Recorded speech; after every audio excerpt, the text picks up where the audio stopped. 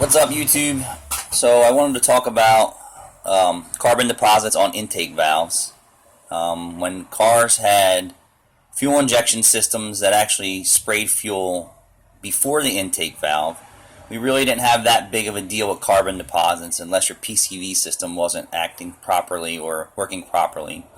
And mind you, anything that's coming out of the crankcase ventilation is blow by, and that means blowing by the rings, and that happens in every vehicle. It just depends on how worn it is, how loose it was set up, and the ring gaps and how they all were. So the moral to the story is today's technology is direct port injection, which is super high pressure, and it directly sprays the fuel into the combustion chamber. So remember, spraying fuel before the intake valve. So that puts more demand on your sealing power of your rings, creating more blow-by. The more blow-by that's in your crankcase contaminates your oil, meaning fuel and air are getting mixed into your oil, and not gallons of it, but every day fuel and air are getting mixed into the crankcase oil. So that breaks down your oil, and then when your oil starts to get hot, it emits a vapor. So on top of you having blow-by and a vapor, it's getting sucked into the PCV system, which is, ultra overworking the PCV system or the intake valve. And today's engines just aren't really designed to burn that off behind the valve. So it's going to require maintenance. And I'm going to tell you today, I'm seeing synthetic oil and semi-synthetic oil contaminated at 3,000 miles. I mean, check yourself. Buy a brand new car. Pull the oil. It's clear. Pull the oil stick. It's clear. Drive it 3,000-4,000 miles. It's not clear anymore. That's combustion contaminants blow-by into the crankcase. So now you have carbon deposits, heavy carbon deposits building up on the backside of the intake valve with nothing cleaning them off. So that's going to require a manual cleaning procedure. And that's either going to require you taking it to a shop and maintaining your intake valves a lot more than ever before. So if you have a turbocharged vehicle, diesel vehicle, that's direct injection, it's all the same problem. You're going to have some maintenance done. You can do it yourself too. I like to use brake clean or CRC intake valve cleaner. I also use antifreeze, or you could use water.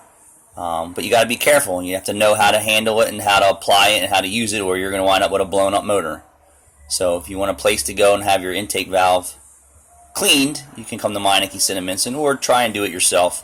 I didn't do a YouTube video on it, but there's plenty of guys out there that I've seen do it, and they're not professional guys. Again, your skill level will dictate what you can do.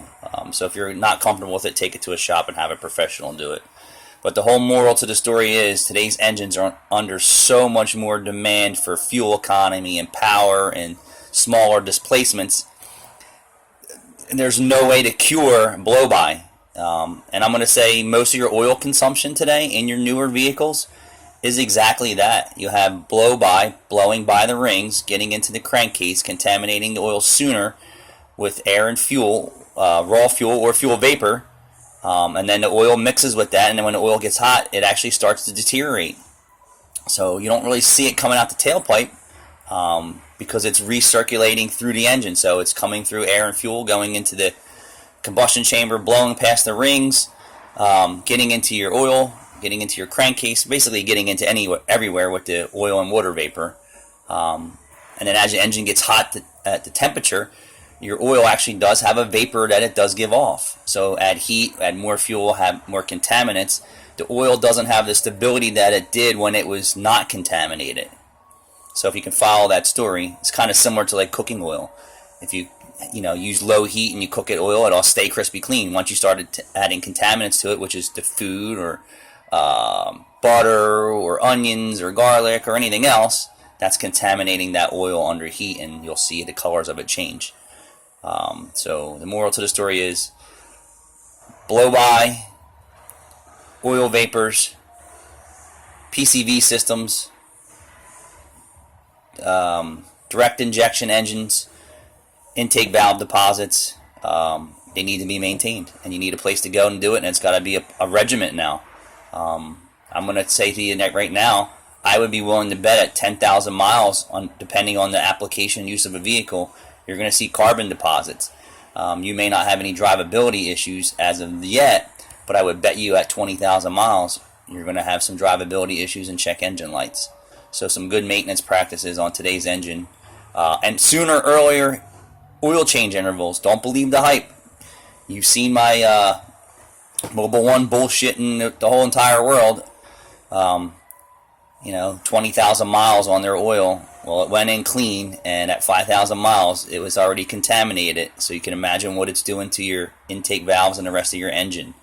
That's all bullshit. Change your oil regularly. I'm going to still tell you, 3,000 to 5,000 miles, 3,000 on good crude, which is your regular oil. If you're using a high-grade synthetic, that's $15 a quart or $20 a quart.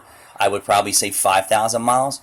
But if you just pull your dipstick from crispy clean and follow the contamination, so it's going to be slight, and then it's going to go up on the scale. So clean, and then, tan, brown, black. It's done. It's had it. It's just sludging up your motor inside. And it's just the way it is. Meineke, cinnaminson.